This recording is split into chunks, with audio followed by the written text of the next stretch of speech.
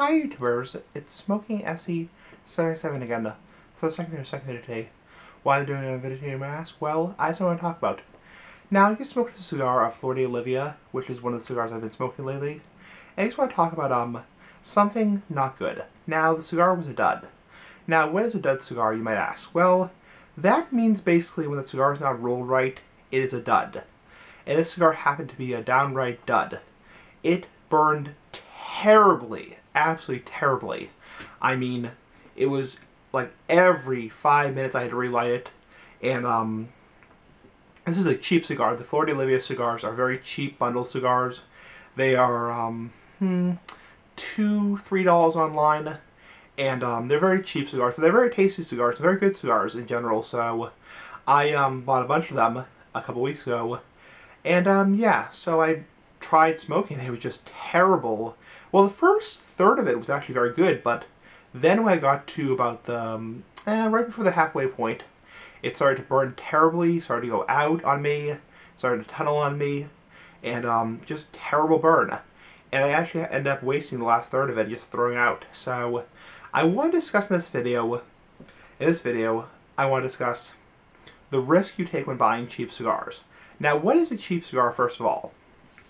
Now, a cheap handmade cigar, not a gas station cigar like a Swisher Sweet or Black & Mild or Backwoods, a handmade cigar, a hand-rolled cigar, a premium hand-rolled cigar, like a Padron, a Opus X, a Flor de Olivia, just a cigar that is hand-rolled, that has long filler, and is handmade by a person, not by a machine. Now, what risk do you take when buying a cheap cigar, a very cheap cigar? And what is a cheap cigar, first of all? A cheap cigar, in my book, is a cigar under $5, or I would say under $5 or $10.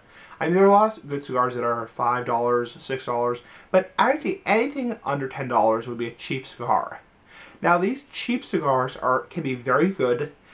They can also be very, very bad. So some of the risks you take when buying cheap cigars are, first of all, the burn. The burn quality may be affected. It may not have as well of a good burn, as good of a burn as a more expensive cigar. Now, I'm not saying you have to go out and spend like $15, $20, $30 on a cigar, or even like $12 on a cigar. I'm just saying when you buy a cigar that's cheaper, that's $3–4, $2, especially $1 under, whatever, you take a risk of having quality problems, construction problems with the cigar. First of all, the burn may be affected. Second off, the draw may be affected. Cheaper cigars tend to have a more poorer draw. Also, the whole quality of the cigar, the construction, both the wrapper, binder, and filler, may be poorer. They may be using cheaper tobacco. There's a better chance, there's a higher chance there might be problems in the tobacco, like stems and stuff like that. Not usually. Only the really, really cheap cigars will have like stems or like floor sweepings or anything like that. But so the point is, that's some of the risks you take when buying very cheap cigars. Is they will be very, very poor quality. They'll have a very tight draw. Another thing that's very, very important to note is you're more likely to get knots in cheap cigars. Now, knots are actual knots in the cigar tobacco, in the cigar itself.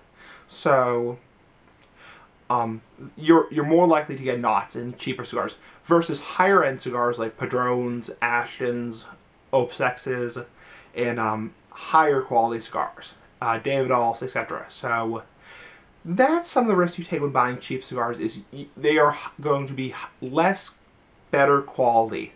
And unfortunately, I mean, cheap cigars are nice because you can buy a bunch of them. You can buy 5, 10, 15 of them, 20 of them, and you're only spending really like maybe, $10, $20, $30. But you do take a big risk when buying cheap cigars. Anyway, I'm only out $2, $3, whatever. So give me your thoughts, comment, rate, subscribe, personal if you want to, and peace out there, and bye.